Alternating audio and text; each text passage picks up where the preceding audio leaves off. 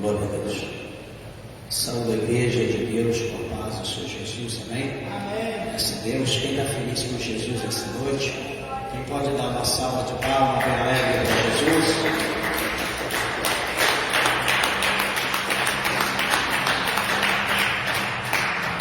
Graças a Deus. Meus irmãos, grato a Deus, feliz pela oportunidade que o Senhor concede a nós de estarmos aqui nessa noite, mais uma vez reunido na sua presença, para junto prestarmos a Deus um culto racional. Quero convidar a igreja, por favor, em nome de Jesus, a se colocar de pé, em reverência à santa palavra de Deus, por favor, para que nós possamos lê-la. Abra sua Bíblia na primeira carta do apóstolo São Paulo a Timóteo. Glória a Deus. Glória a Jesus. Primeira carta do apóstolo São Paulo a Timóteo, capítulo de número 1. Graças a Deus. Observe se há alguém ao seu lado sem a palavra de Deus. Aproxime-se para que junto nós possamos ler. Eu quero ler com a igreja apenas 4 versículos para a nossa meditação essa noite. Primeira carta do apóstolo Paulo a Timóteo, capítulo de número 1, versículo de número 8, está escrito assim: Sabemos, porém, que a lei é boa, se alguém dela usa legitimamente. Sabendo isto, que a lei não é feita para o justo, mas para os injustos e obstinados, para os ímpios e pecadores, para os profanos e irreligiosos, para os parricidas e matricidas, para os homicidas, para os devassos, para os sodomitas, para os roubadores de homens, para os mentirosos, para os perjuros e para os que forem contrário à sã doutrina, conforme o Evangelho da glória de Deus, bem-aventurado que me foi confiado. Amém? Só esses versículos para a nossa meditação. Vamos levantar a nossa Bíblia, a nossa mão aos céus. Peça para que Deus, o Senhor, assim fale conosco. Glorioso Deus, amantíssimo, eterno e todo-poderoso Pai, Senhor, Criador dos céus e da terra, meu Deus, aqui nós nos encontramos, Senhor, diante da Tua santa e bendita presença, meu Deus, na Tua casa, Senhor, meu Deus, aqui reunidos, congregados, com o coração aberto, meu Deus, para adorar o Senhor, para glorificar, meu Deus, para aprender os atos do Senhor. Meu Deus, fala conosco pelo Teu Espírito Santo. Revela a nós, ó Deus, os tesouros, meu Deus do céu, que estão nas profundezas do oculto da Tua palavra. Senhor, alimenta a nossa alma, alimenta os ouvintes nessa noite. Fala conosco, Senhor, de uma forma gloriosa, de uma forma concisa.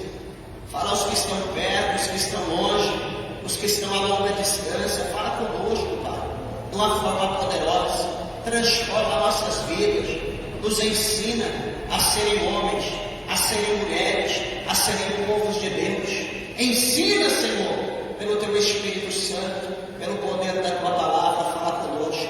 É o que nós te pedimos, em nome de Cristo, para a glória de Deus, nosso Pai. Amém. Podeis assentar, meus irmãos. Desocupem vossas mãos e dê uma salva de palmas bem alegre para Jesus, graças a Deus. Aleluia. Igreja, eu rogo, por favor, a tua atenção, a palavra de Deus. Eu tenho certeza que Jesus, o Senhor, Ele tem uma palavra de Deus para o nosso coração nessa noite. E mediante essa palavra, nesses versículos que nós acabamos de ler, eu não sei se meus irmãos perceberam, mas é uma palavra que tem um ensinamento, que vai trazer para nós um ensinamento no tocante a isso, um entendimento, para uma vivência mais profunda na presença de Deus, assim como homens, como mulheres de Deus, assim como igreja, como povo de Deus.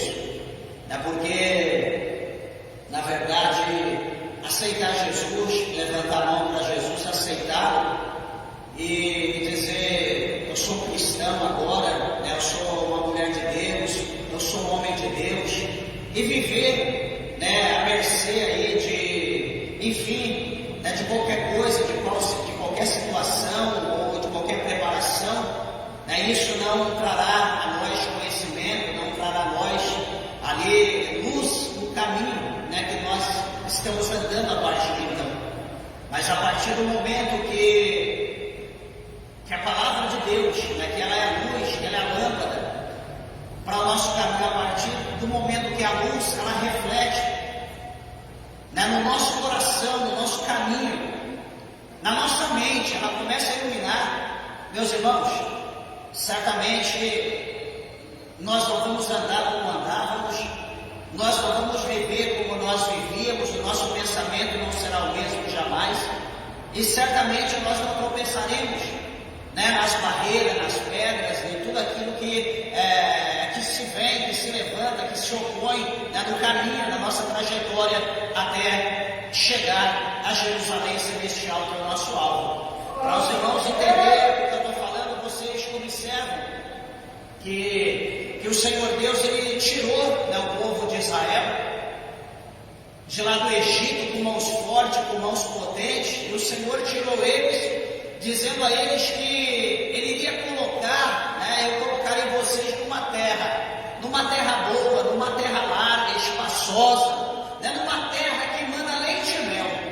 Puxa vida, que bênção! Eles saíram de lá felizes da vida, saíram de lá alegres, porque eles iam ali até o monte, ali próximo, depois do Mar Vermelho, eles iriam oferecer um sacrifício a Deus, iriam adorar o Senhor, e ali cantar corinho, dizendo que o Senhor, Ele abriu o Mar Vermelho, que o Senhor engoliu o faraó, seus cavaleiros, Miriam adorando Moisés. Que bênção! Vamos sacrificar a Deus, vamos comer, vamos encher a barriga, vamos sair dessa escassez, e logo ali então será aberta uma portinha, nós vamos passar por aquela portinha e já estaremos na terra larga, na terra boa, na terra que manda leite e mel. Oh, meus irmãos, quem sabe fora dessa maneira, que bom que fosse dessa forma. Nós vemos pela Bíblia que o povo, eles andaram 40 anos pelo deserto, adentro, afora, e nesses 40 anos que eles andaram, eles viveram tantas novidades, tantas coisas que eles passaram.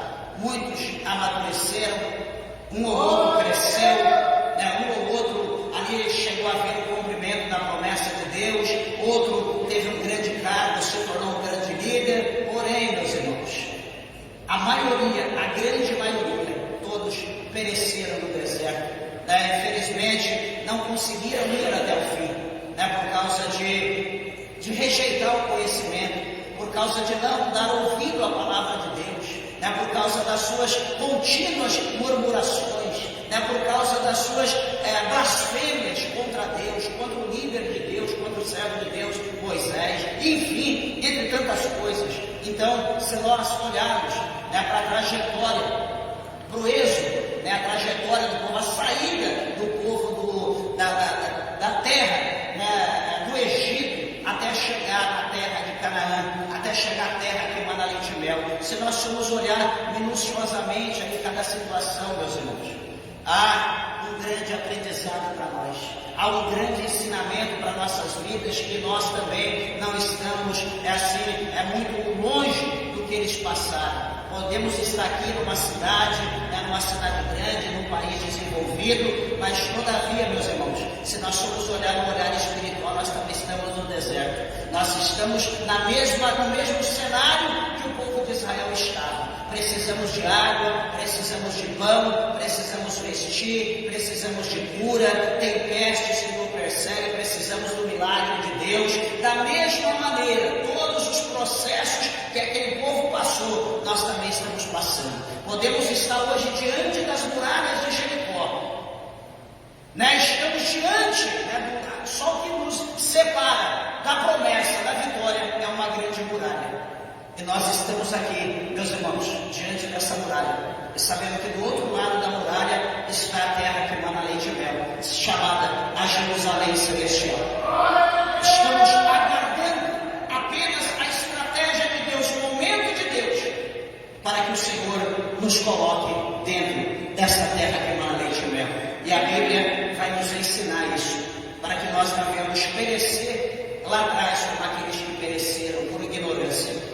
Então eu tenho certeza que se você crer na palavra do Senhor, nós seremos abençoados, nós seremos iluminados. Pois por esses versículos que nós lemos nessa noite, nós vamos entender. Eu quero passar para os irmãos, nesses 4 versículos, o propósito divino do Criador, porque tudo tem um propósito. Então eu quero passar aos irmãos um propósito divino de Deus, do Criador, acerca da lei e do Evangelho. Que aqui está falando sobre a lei, que nós acabamos de ler o versículo 8, e fala acerca da lei, como fala em Romanos, como fala em Hebreus, entre outros.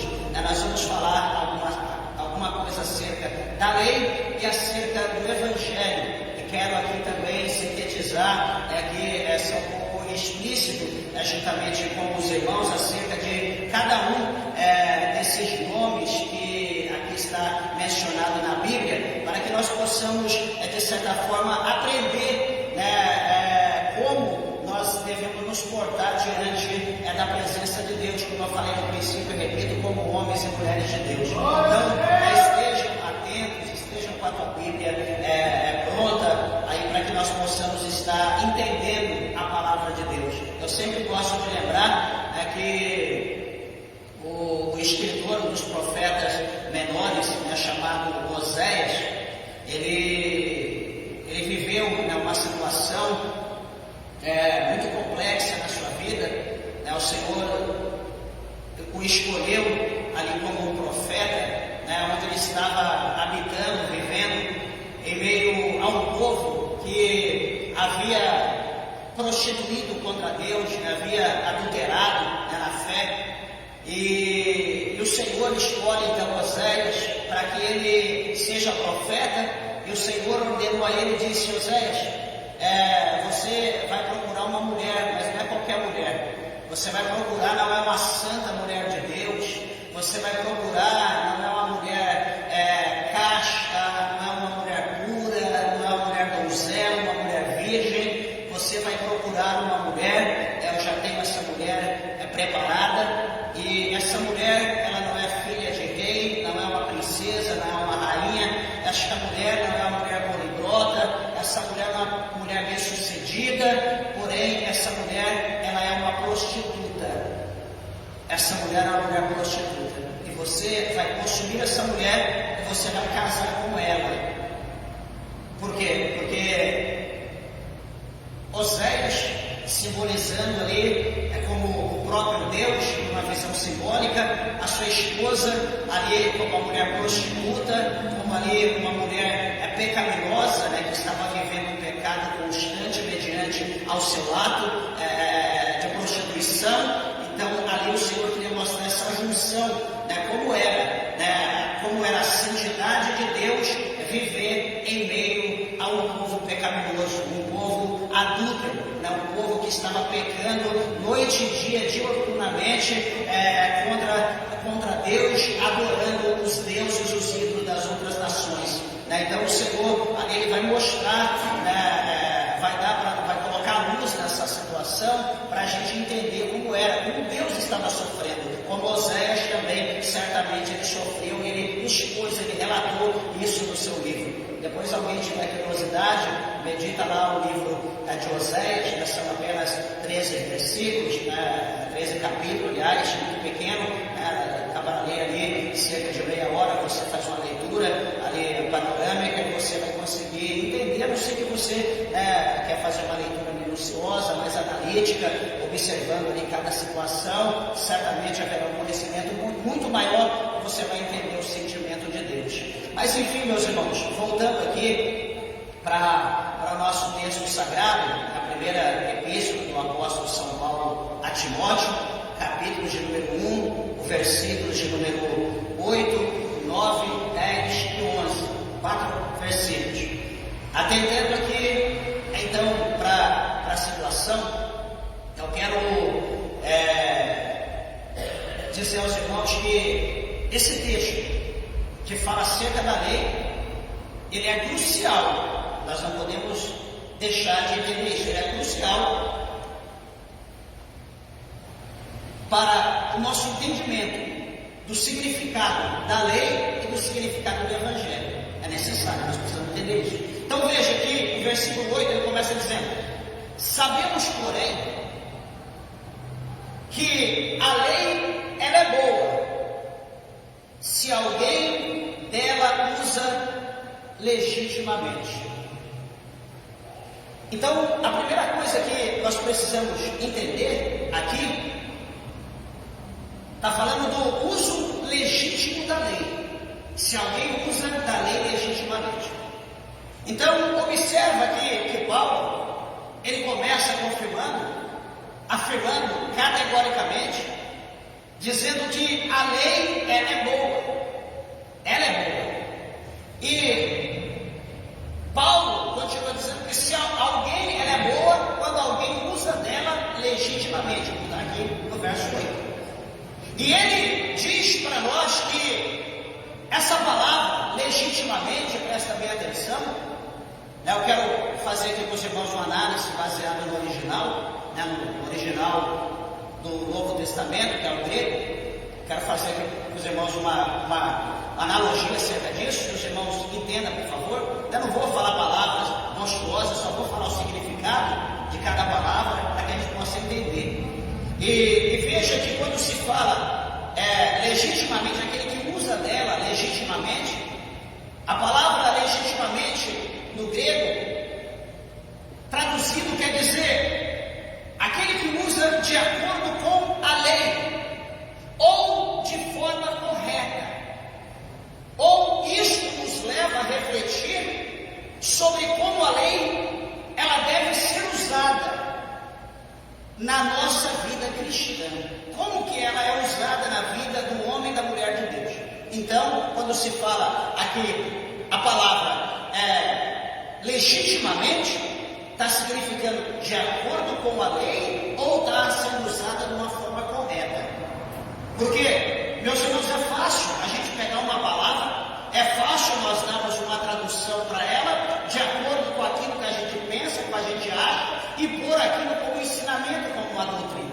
Só que aqui Paulo está mostrando para nós que nós precisamos e devemos usar ela de uma forma correta, de uma forma aqui, como uma forma original, como ela é na verdade, para o nosso bom andamento na presença de Deus. A segunda coisa, a lei é boa, e a palavra grega traduzida para boa, aqui significa, a palavra boa significa aqui virtuosa, ou nobre. Então boa quer dizer virtuosa ou nobre. Então quando Paulo está dizendo que a lei ela é boa, ele está dizendo que a lei ela é nobre, que a lei ela é virtuosa.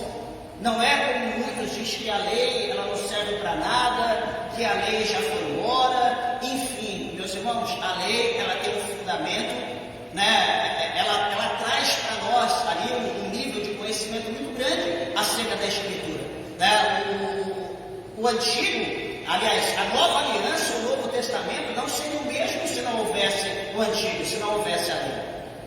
E E outra coisa, a lei, ela reflete o caráter de Deus e revela o que é certo e o que é justo.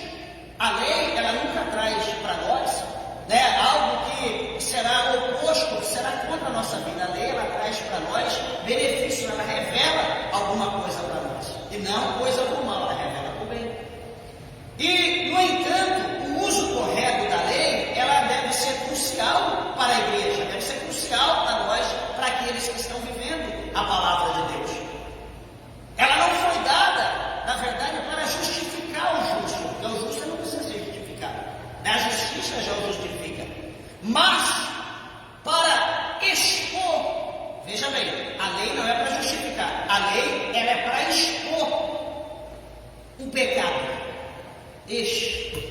Aí já não dá mais, né?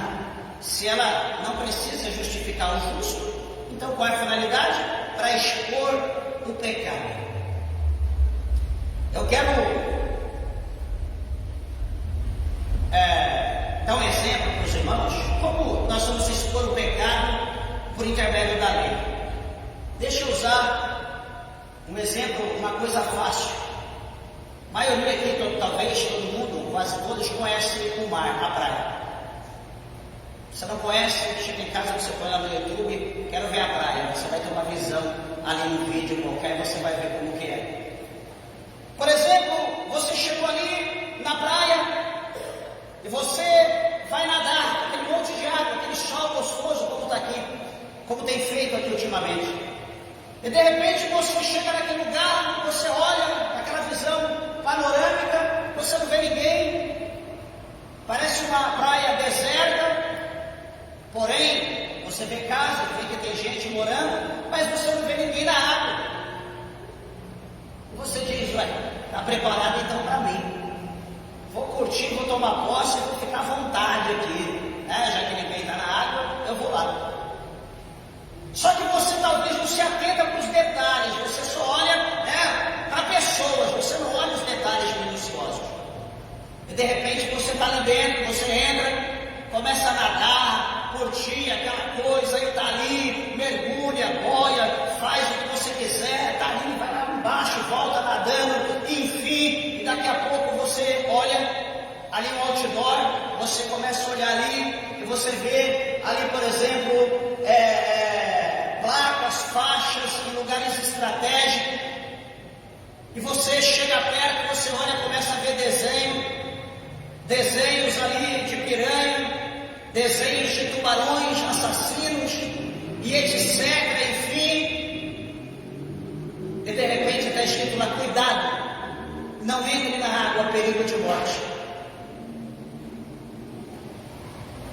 Aquilo, quando você olha mesmo que você não viu, mas quando você lê o que está na placa, no outdoor, ou enfim, aquilo vai trazer um temor, um medo, e você vai sair correndo dali, e você vai pensar, por isso que não tem ninguém aqui dentro.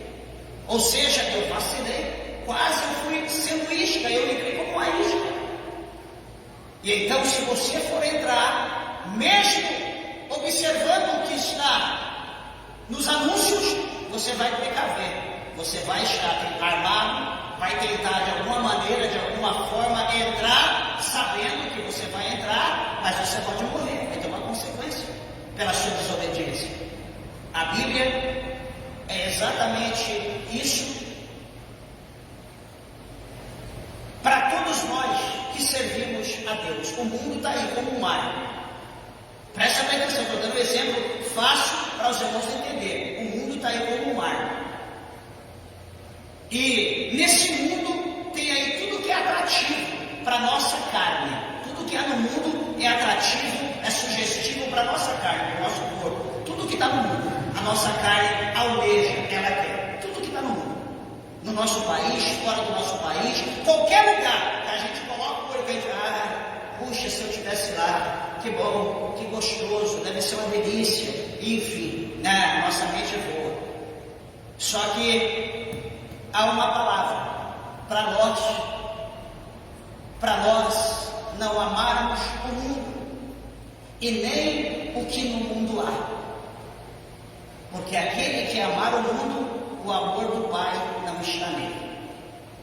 E agora? Essa já é a primeira advertência para nós não amarmos o mundo. Ah, pastor, mas eu estou no mundo, como eu vou viver no mundo? Espera aí. O escritor, ele diz para aqueles que são casados, lá no capítulo 7, por exemplo, o apóstolo São Paulo, capítulo 7 de 1 Coríntios, para os irmãos entenderem mais ou menos a situação, ele diz: aqueles que são casados, aqueles que têm mulher, vivam de maneira como se não tivessem. Nós estamos vivendo no mundo, mas vamos viver no mundo como se não vivêssemos nele. Há essa possibilidade, meus irmãos, certamente. O capítulo 5, o versículo 16, o apóstolo Paulo, ele escreve aos Gálatas 5,16. Se alguém tiver curiosidade, não confiar em mim, eu dou um exemplo da Bíblia para você ver que é a Bíblia que está dizendo. Gálatas capítulo 5, verso 16.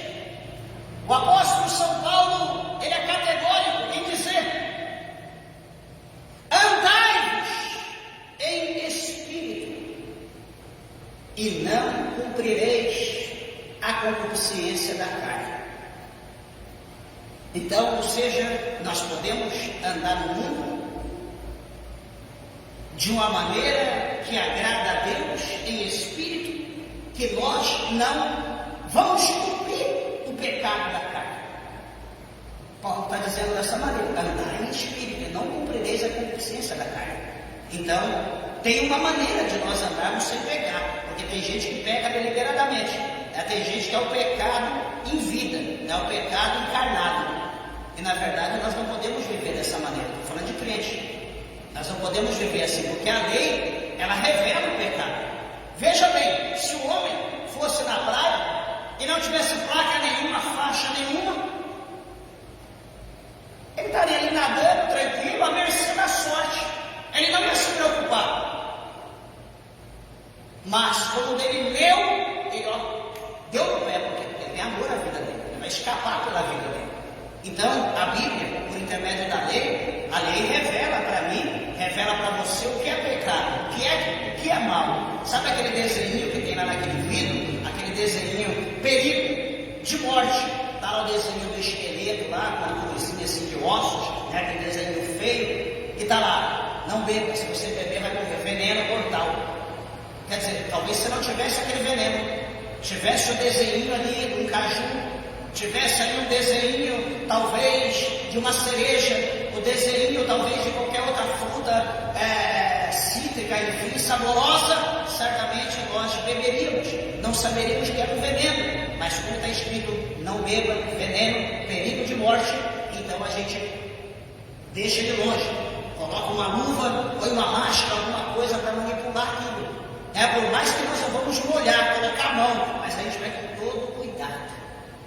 Então, meus irmãos, a Bíblia, aqui já dando essa introdução para os irmãos, que pena, as horas estão indo embora, mas enfim, para os irmãos entenderem a situação. Mas voltando aqui para o texto, estou procurando falar dessa forma para os irmãos entenderem. Nós falamos acerca do uso legítimo da lei e nós vamos falar sobre a função da lei.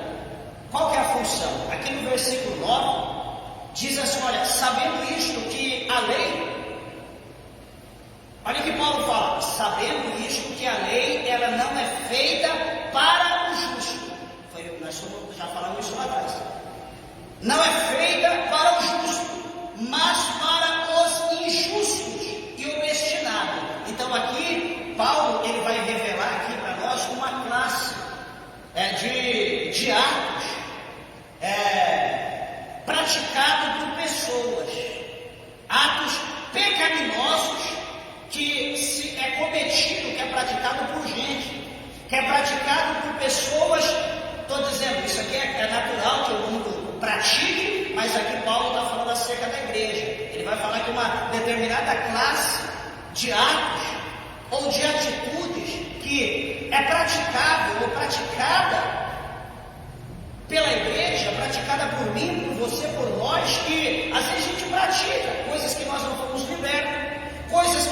tivemos ensinamento acerca dessa situação que para nós talvez é natural, que para nós talvez é comum, mas que isso está sendo um veneno que nós estamos praticando, como eu falei antes, nós estamos praticando, estamos ingerindo, só que daqui a pouco vai haver o efeito colateral. E o efeito colateral qualquer é morte e morte eterna. Então nós temos que nos precaver acerca disso. Então, por exemplo, a função da lei, o versículo 9 explica que a lei, ela não foi feita para justos, mas para os transgressores e para os rebeldes. Por exemplo, a palavra, quando ela está escrita feita, né, ela não foi feita para o justo, mas para os rebeldes. A palavra feita significa ela foi estabelecida ou ela foi destinada, né? Ou seja, ela já foi feita, né? A lei ela já foi destinada, ela já foi estabelecida para um propósito, esse propósito específico por Deus. E analisa, meus irmãos, que assim entendemos literalmente, né, no português, no claro, que ela foi estabelecida por Deus para revelar o pecado oculto, para revelar aquilo que nós não sabíamos. Não sei se os irmãos já atentaram para isso, mas se não, atentai-vos depois. Quando nós lemos o início da Bíblia, 1º, 2º, 3º, 4º, 5º, e assim adiante, né, os primeiros capítulos de Gênesis, nós vamos observar que não existe lei, não existe alguém dizendo não mate, não adultere, não roube, não tome a mulher do teu próximo. Não existe nenhum mandamento. Alguém talvez já leu, observou, é mesmo, pastor, não tem. Então, meus irmãos, quando não existe lei, não tem cobrança, não tem penalidade. Ou seja, cada um age e faz do jeito que pensa, do jeito que acha que tem que agir. Quando a nação de Israel ela é constituída, ela é feita, ela é formada, lá no monte, por 40 dias, 40 noites, Deus, o Senhor, Ele ali conversando, dialogando com Moisés no monte, no meio do fogo, da brasa, da sarça, das fumaças da glória de Deus, durante 40 dias, 40 noites, o Senhor Deus, Ele decretou, Ele estabeleceu, né, como nós estamos vendo, Ele fez, né, a lei, Ele fez os mandamentos, ou Ele estabeleceu, né, foi destinado essa lei a uma nação, a um povo, porque senão eles iam viver à mercê aí. Imagina como seria o mundo com lei, do jeito que tem hoje, que tem regras, mandamentos, imposições. O mundo já é do jeito que é. Imagina, meus irmãos, se não houvesse lei. Imagina se não tivesse a lei para orientar, para instruir, para corrigir. Então Deus, quando a nação foi formada, Deus fez com o próprio dedo, Ele escreveu os 10 mandamentos. E ali também instruiu Moisés como instruir o povo, para o povo ter uma vida boa, para o povo prosperar, para o povo ter vida longa e para o povo ser abençoado por Deus. Detalhe, essa lei foi dada para o povo de Deus, essa lei não foi dada para o mundo. Essa lei foi dada para o povo de Deus, não foi dado para as outras nações, foi para o povo de Deus. Assim como o que está aqui, nessa palavra, o que está aqui na Bíblia, foi dado para mim, foi dado para você, foi dado para a igreja.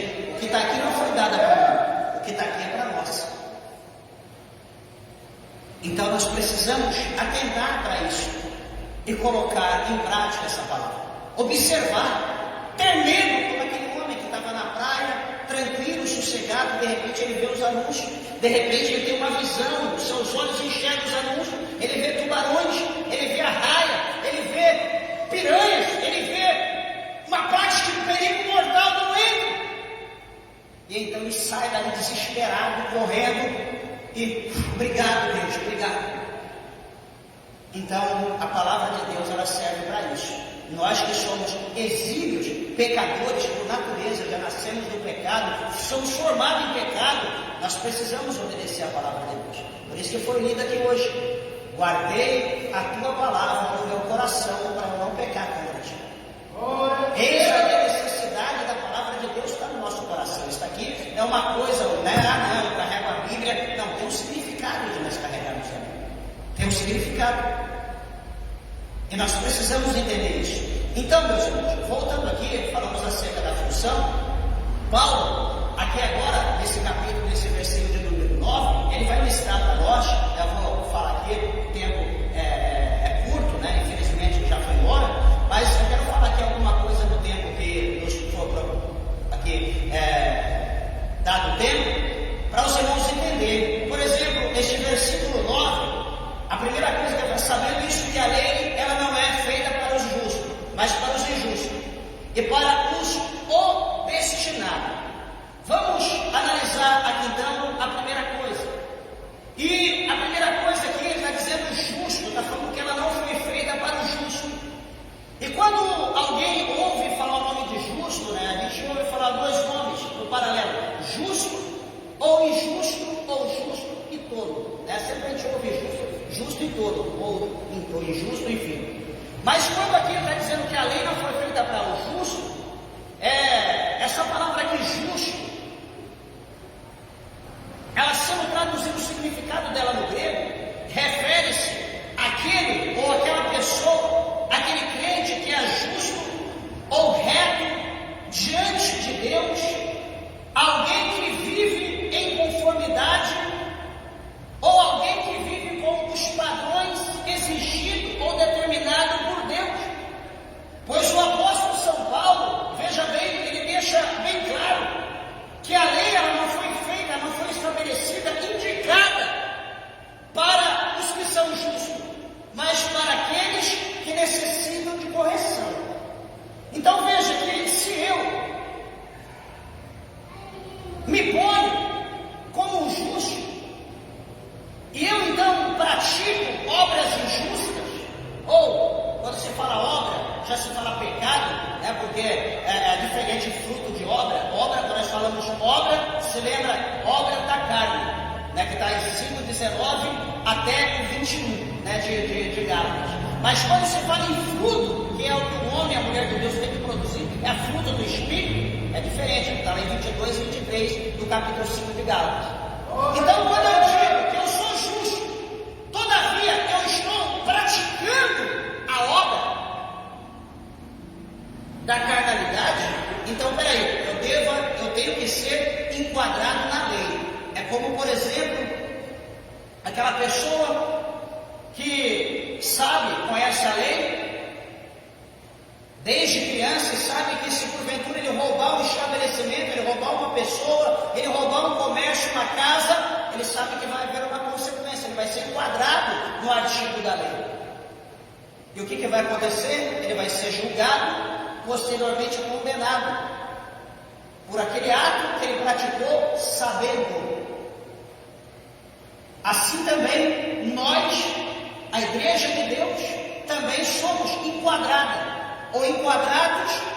no artigo da lei, da palavra de Deus, quando nós erramos. Lembra bem, meus irmãos? Eu sempre gosto de falar isso, que quando se fala doutrina, quando se fala ensinamento, é coisas que muitas pessoas não gostam de ouvir esse nome doutrina.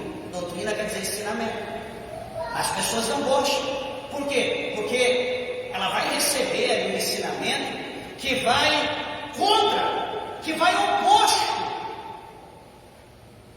a alguma coisa que ela está vivendo, que está sendo plausível, que está sendo feliz, que ela está se sentindo feliz, está em harmonia com aquela situação pecaminosa e que a Bíblia, a verdade, a lei vai confrontá-la. Então ela não quer ouvir aquilo, ela não gosta.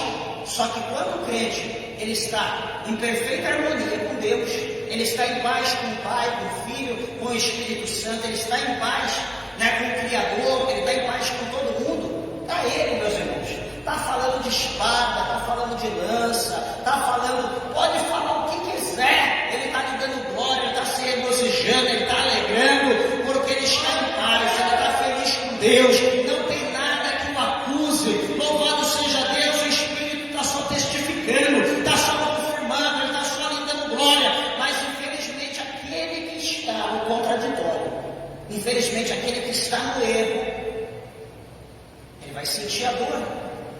porque está sendo julgado pela palavra. A palavra julga, não é eu que estou julgando, é a palavra. Não é o que está escrito no capítulo 12, no verso 47, verso 48 do Evangelho de João? É o que está escrito lá. Jesus, ele diz que ele não veio para julgar o mundo, ele veio para salvar o mundo. Só que no verso 48 ele diz: a palavra que eu vos tenho pregado, a palavra que eu vos tenho falado, essa palavra que eu vos tenho dito, ela os há de julgar no último dia. Então, a palavra de Deus, ela nos julga. Ela julga. E ela nos absorve ou ela nos condena. Não é eu que estou falando isso, é a Bíblia. Então, essa primeira coisa, aqui, essa primeira palavra, justo, é aquele que anda em retidão, aquele que anda em harmonia com os céus, com a Bíblia, com o Pai, o Filho e o Espírito Santo de Deus. A segunda coisa que ele mostra aqui para nós é que ele fala sobre os transgressores. No verso de número 9, sabendo isso que a lei é feita para o justo, para os injustos, para os obstinados, para os ímpios, para os pecadores. Ele está falando aqueles que transgridem a palavra. E o que vem a ser transgressores? Essa palavra transgressores, aqui na Bíblia, ela indica negação, ou literalmente ela significa sem lei, ou aqueles que não seguem a lei. Refere-se a pessoas que desobedecem deliberadamente a lei de Deus. Então, transgressores é o fora da lei. Transgressores é aquele que não cumpre a lei, que não cumpre a palavra de Deus. Todos esses, então, que vivem dessa forma, que não cumprem a palavra de Deus, são transgressores, é o fora da lei. E então, o que acontece? Ele será perseguido pela lei. Ele será perseguido, ele será, se não for aqui, vai chegar um dia que ele vai ser perseguido, ele vai ser julgado e condenado no dia da eternidade, no dia do juízo eterno. Então nós precisamos atentar para isso, nós não podemos ser fora da lei, nós temos que andar de acordo com ela. E se nós somos de acordo, ela não vai nos julgar, ela não vai nos condenar.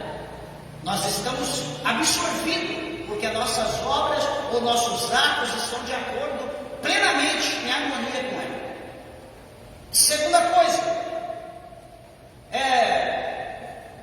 rebeldes, como aqui nesse versículo de número 9 ele fala, estou fazendo porque talvez pode ser que haja uma tradução que a palavra é diferente, mas no original grego, está falando dessa forma aqui no versículo 9, está falando rebelde, transgressores, os rebeldes.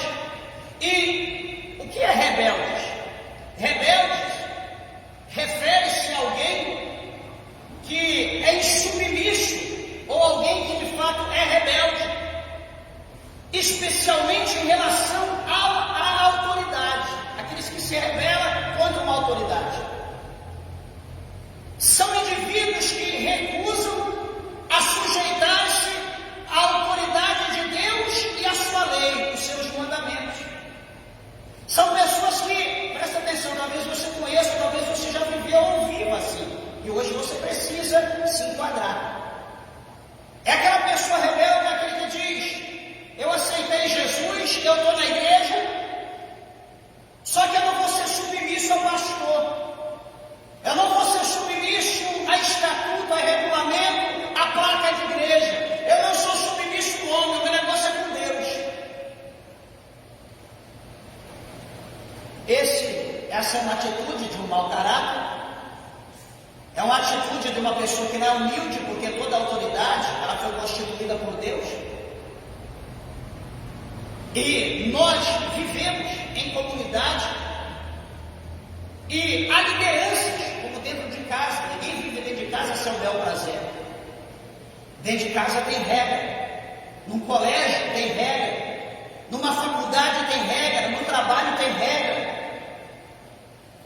numa instituição, seja ela qual for, a regra. E a lei de Deus, que é aplicada à igreja dele, ao seu povo, eu vou adentrar-me ou vou fazer parte deste corpo. Só que como eu sou uma pessoa entendida, está entendendo? Uma pessoa entendida, ou altiva, soberba, prepotente, sei lá, eu não vou querer ser submisso a ninguém. Então, esse tipo de pessoa é uma pessoa rebelde. Ela não é submissa a ninguém, ela não é submissa ao pastor, ela não é submissa a qualquer outra autoridade. Ela acha que o negócio dela é com Deus, é ela e Deus na terra e acabou. E não é assim, meus irmãos. Nós temos que ser humildes. Nós não podemos agir dessa forma. Então, se porventura alguém age assim, saiba que a palavra de Deus está te enquadrando hoje. Você está enquadrado, você está sendo julgado. Outra coisa que se fala muito, aqui nesse versículo de número 9, aqui na parte C, está dizendo que a lei ela é para os ímpios e pecadores. O que é ímpio? Se fala bastante em ímpio, mas o que vem a ser ímpio? Ímpio, a palavra significa alguém que não tem reverência por Deus. Alguém que não tem reverência por Deus, que é irreverente e impiedoso. É a pessoa que vive sem respeito e sem temor a Deus. Então veja a oposição. Tanto Jó como Salomão, eles escreveram, deixaram para nós que a sabedoria, ela é o princípio do temor a Deus. É o princípio, ou seja, ser sábio é o início, é um pequeno vislumbre de alguém que teme a Deus. Porém, quando a pessoa não respeita, quando a pessoa não é submisso, quando ela não teme a Deus, então já está claro a luz, já foi lançada ali, que aquela pessoa está sendo rebelde, que aquela pessoa está sendo tolo, porque ele não é temente a Deus, nem a Deus e nem aos seus ensinamentos, e nem a igreja de Deus, enfim, o estatuto, o regulamento e os mandamentos do Senhor. Então, se nós estamos agindo como ímpio, hoje a palavra de Deus está nos enquadrando. Se está escrito aqui, se nós fazemos parte do corpo de Deus, do corpo de Cristo, que é a igreja do Senhor aqui na terra, nós precisamos nos enquadrar na palavra. Nós precisamos para quê, meus irmãos? Para que nós não venhamos perder tempo. Porque quantas pessoas estão perdendo tempo dentro da igreja? Quantas pessoas estão na comunidade? Poderia estar fazendo qualquer outra coisa agora. Poderia estar pecando, bebendo, prostituindo, jogando, curtindo. E às vezes está dentro da igreja e vivendo como quer, achando que está dentro da igreja, faz o que quer, vive deliberadamente. Não, meu corpo, minha regra, ninguém coloca cabresto em mim, eu vivo como eu quero. Peraí, calma. Nem isso não. Servir a Deus não é viver como animal, não. Servir a Deus é viver em liberdade. Não é libertinagem, é liberdade. Nós não estamos presos ao pecado, nós estamos livres para viver livre. Não dependemos desse mundo, mas única e exclusivamente da graça, do poder, da presença de Deus pelo seu Espírito Santo. Nós não necessitamos de nada deste mundo que traga prazer para nós, a não ser a presença do Espírito Santo de Deus. Então nós precisamos entender isso. Não, eu não vivo do jeito que eu quero. Tudo bem, você quer viver? Então você está sendo condenado, você está enquadrado aqui no artigo. No artigo do capítulo 1, verso 9.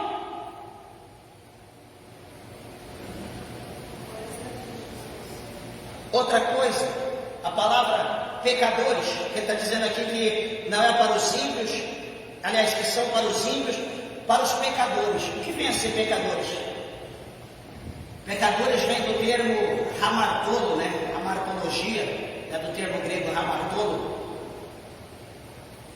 que traduzido é o termo para descrever aqueles que vivem no pecado, porque hamartologia é a doutrina do pecado, a gente estuda isso na teologia, a doutrina do pecado. Como a gente estuda soteriologia, que é a doutrina da salvação, hamartologia é a doutrina do pecado, que fala sobre o pecado.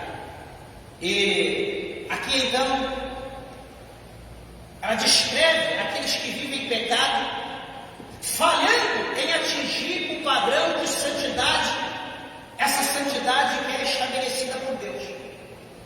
Então está dizendo aqui que aqueles que vão tentando, que tentam, mas escorregam, tenta andar em santidade, daqui a pouco ele falha, ele volta para o pecado de novo. Sabe aquela pessoa que aqui embaixo está o barro, e ele está subindo aqui a montanha, só que é barro também a terra, então ele está subindo, ele está ali escalando aquela montanha, ufa, conseguindo, estou conseguindo. Daqui a pouco ele cansa, ele escorrega, e quando ele vem, está lá no barro de novo, lá dentro da lama. Aí daqui a pouco ele pega a força, vai de novo, tenta, respira fundo e começa a subir, vai tentando, escalando a montanha, daqui a pouco chega no lugar e, que bom, até esqueci como que é aquilo, não quero saber mais. De repente ele segura de alguma coisa e faz força para subir, e de repente, aquela pedra cai, quebra, enfim, ele escorrega e ele cai lá embaixo no pecado de novo. Tem gente que é assim, que não consegue se firmar. Tem, por exemplo, pessoas que vivem na vaidade, a vaidade a domina, ele não consegue se libertar da vaidade. Ele até vai tentando, daqui a pouco, quando ele está, que bom, consegui. Daqui a pouco, quando menos espera, vai lá e corta o cabelo. A mãe vai lá e corta o cabelo de novo. Ai meu Deus, o que eu fiz? Mãe, não tem problema, só foi 4 dedinhos, daqui a pouco cresce de novo. Aí entra em disciplina, fica fora de comunhão e paga um preço, fica ali, daqui a pouco volta em comunhão, está lá servindo a Deus de novo, está entrando no processo de santidade, vai daqui, vai dali, daqui a pouco vai lá e manda uma tatuagem no rosto, no braço.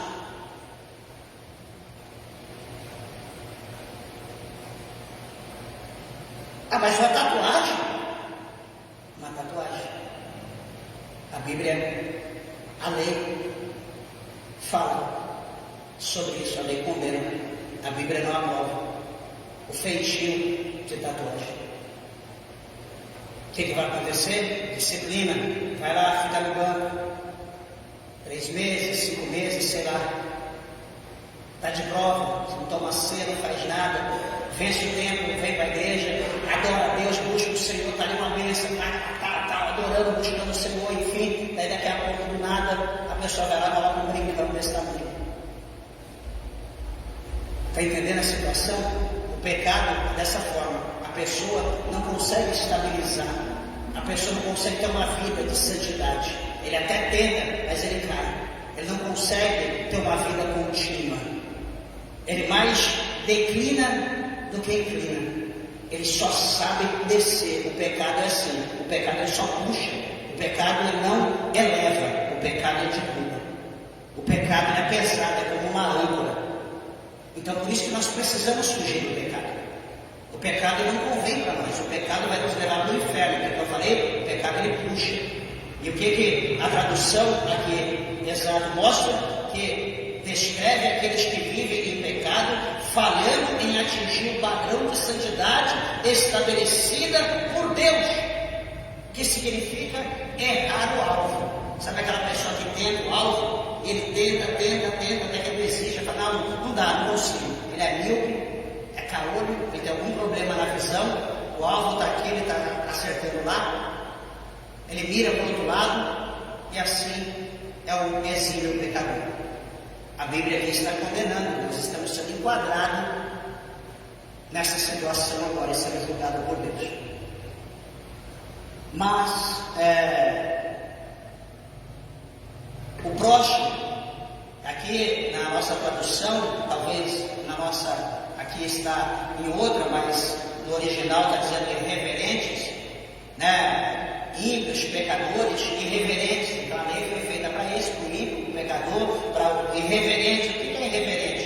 Refere-se a algo ou alguém que é profano, ou alguém que é impuro, ou que desonra o que é santo, o que é sagrado, o que é santíssimo. Alguém que despreza.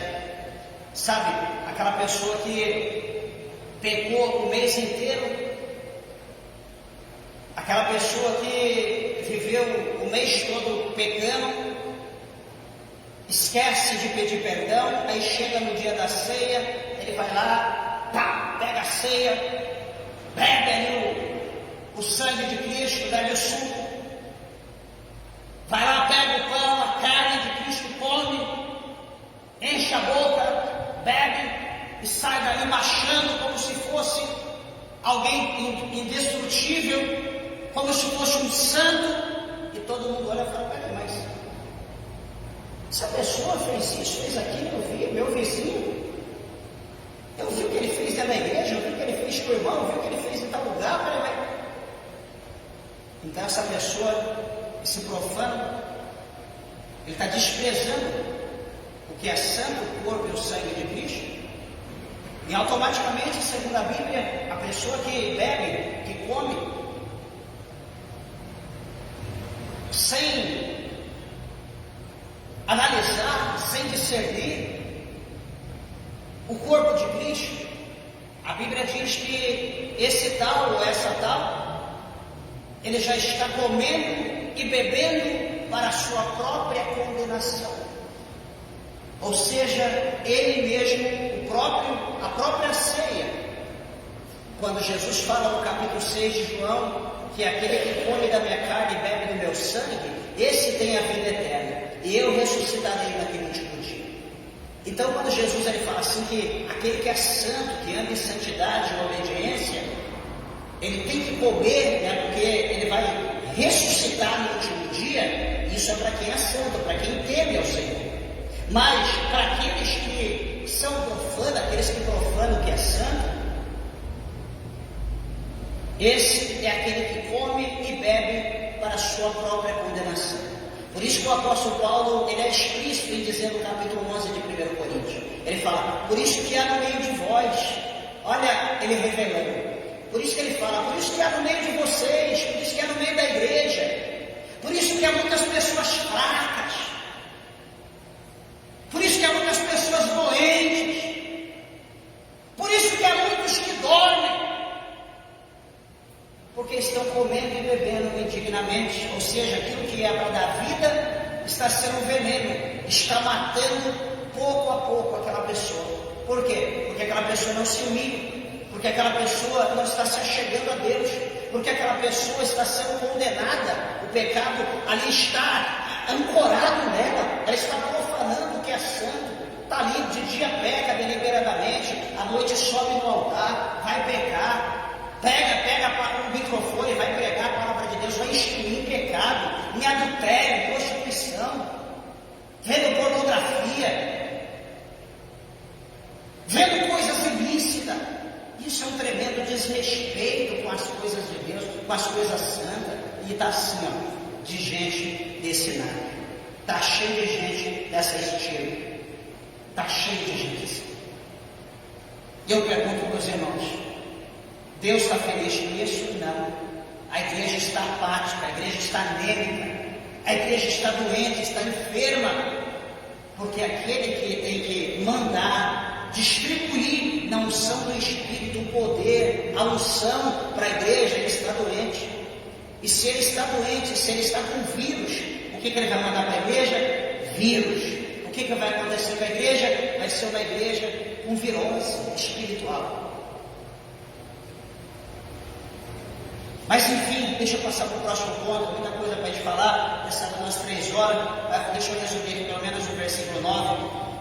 Então, profano, nós falamos a respeito. A próxima palavra chama-se parricidas e matricidas, né? O que está aí na nossa versão mesmo, parricidas e matricidas. O que vinha a ser parricidas e matricidas? São 2 termos, né, de pater e de miter ou meter, do sufixo do grego, que quer dizer que refere-se a pessoas, aqueles que cometem crimes terríveis ou até mesmo indescritíveis contra os seus próprios pais. Pastor, tem misericórdia, alguém faz isso? Então, parricidas, matricidas, são pessoas que cometem crimes terríveis contra a sua própria família, contra o seu próprio Criador, contra aquele próprio que o trouxe ao mundo. É comum sempre a gente ver, né, isso acontece, mas geralmente acontece em famílias, né, que o pai, né, tem muito dinheiro, né, pessoas que têm assim, uma situação financeira muito boa, muito grande, e às vezes ali o pai segura um pouco, né, não abre tanto a mão aos filhos, para que ele dê valor, né, às coisas, que nada vem fácil, e às vezes o filho, né, envolvido em situações ilícitas, né, usando drogas, enfim, tantas outras coisas, e aí chega no momento que, né, a ira, o ódio, o desejo, né, de ter o dinheiro, de tomar posse de alguma coisa do pai, né, tão grande que o pai resiste. Então ele prepara, talvez com amigos, amigas, enfim, prepara uma cilada, um laço para tirar a vida dos seus próprios pais, para que então ele possa tomar parte da herança e usufruir ali, enfim, de todos os bens que o pai e a família construiu ao longo de tantos anos. Então, esse crime, né, que é feito, praticado por homem e por mulher contra aqueles que deu a vida, contra o seu pai e a sua mãe, é um crime também que aqui está sendo enquadrado pela palavra de Deus. E o último aqui nesse versículo 9, né, do capítulo 1, verso 9 de Timóteo, chama homicídios. Né? A lei foi feita para os homicidas. E o que é homicida? Né? O que vem a ser isso? Essa palavra vem de homem e de fonos, homem assassino ou assassinato. Né? Homicídio quer dizer isso, referindo-se diretamente a assassinos ou aqueles que tiram a vida de outro, né? Aqueles que tiram a vida de outra pessoa. Então, amados irmãos, agora aqui é uma situação interessante, porque o que eu quero falar para os irmãos, que quando se fala em tirar a vida de outro, é aquele que corta, né, que tira todo o prazer de uma pessoa viver na terra, viver no mundo, viver em comunidade, em família, é aquele que tira a vida por qualquer coisa, né? Hoje eu sempre falo para minha esposa que a vida do ser humano hoje não tem valor nenhum. Você vê pela lei que se alguém mata um animal, né, ele vai pegar 10 anos de cadeia e aí ele é afiançado, não tem fiança, ele vai pegar 10 anos de cana. E se você matar um ser humano, matar uma pessoa, um homem, uma mulher, você vai pegar aí no máximo 3, 4 anos de cadeia, vai pagar lá uma fiança, alguma coisa, e enfim, você vai sair lá tranquilo, vai viver em paz, isso quando for preso. Então, a gente vê que hoje a vida do ser humano não tem valor nenhum. E veja, eu estou dizendo aqui da vida literal, né, do corpo da pessoa, da carne, né, impedir a pessoa de viver nesse mundo, a carne viver nesse mundo.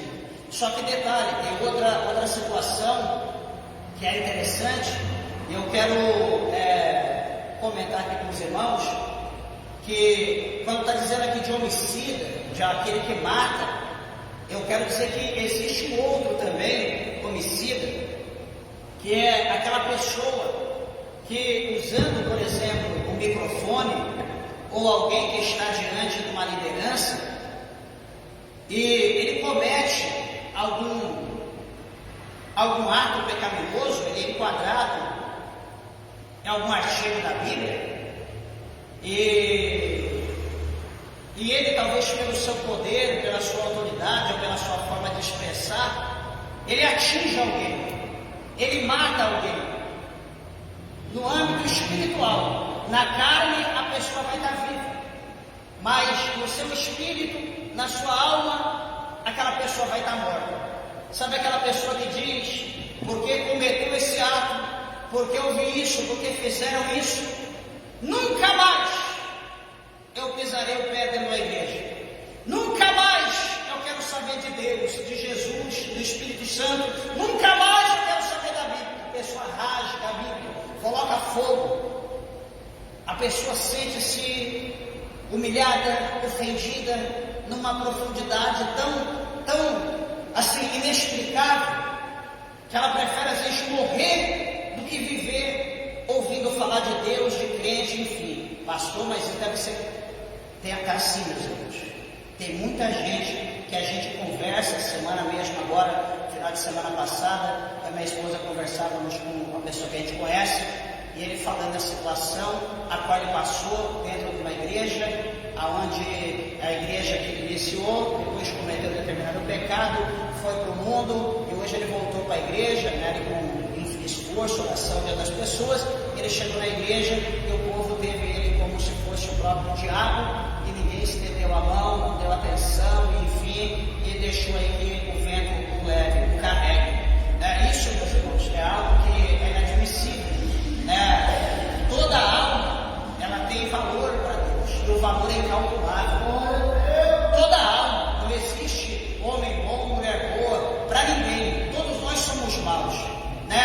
Que Deus, Ele não está preocupado com nossos bens, Deus não está preocupado com as nossas finanças, Deus está preocupado com a nossa alma. A nossa alma precisa estar íntegra, precisa estar preparada para estar com Deus na glória. Nós precisamos nos preocupar com isso. E veja que tem gente, infelizmente, que o olhar é tão pecaminoso, o olhar é um olhar tão maligno, que ele olha para as pessoas como fonte de renda. Ele procura separar os amigos. Meu melhor amigo é esse aqui, esse aqui é empresário, esse é banqueiro, esse é político, esse aqui é o Zezinho ali, enfim, que vive do Bolsa Família, precisa da igreja. Não, isso não traz nada para mim não. Então, meus irmãos, essas coisas para o ser humano é coisa natural, né? As pessoas vivem isso dia a dia, só que para Deus isso não é infindável, não tem fundamento. Para Deus, tirando o maior trilionário, se é que tem, enfim, na terra, como o pior miserável que existe lá no confim do Sudão do Sul, para Deus é a mesma coisa. Deus ele não faz acepção de pessoa e nós não podemos fazer acepção. Toda alma para Deus tem valor. Então, aquele que talvez pela sua astúcia, pela sua ganância, pratica algo que lança uma alma fora da presença de Deus, e a pessoa diz que não quer mais saber nunca mais de Deus, de igreja, de irmão, de nada, vai para a macumba, vai para o satanismo, enfim. Meus irmãos, essa pessoa tem que ter cuidado, essa pessoa tem que orar muito, porque se ele fazer isso, mandar uma alma para o inferno, mesmo que ele mandou a carne, a vida, mas se ele mandar uma alma para o inferno, devido à atitude dele, essa pessoa tem que cuidar, por mais santo que ele seja, ele está colocando a salvação dele em risco. Ele está colocando em risco, ele será enquadrado pela palavra de Deus como homicida. E o homicida está dizendo aqui que não vai entrar ao reino dos céus. Meus irmãos, nós falamos aqui o versículo 9, 8 e 9. Próxima semana, quarta-feira, se Jesus não voltarmos na vida, em nome de Jesus, não vou esquecer, nós vamos ler o mesmo capítulo 1 e o versículo 10 e o versículo 11, para nós encerrarmos aqui esse estudo desses dois versículos com base no original grego. Amém? As horas se foram, que Deus, o Senhor, nos abençoe em Cristo, e as palmas bem alegres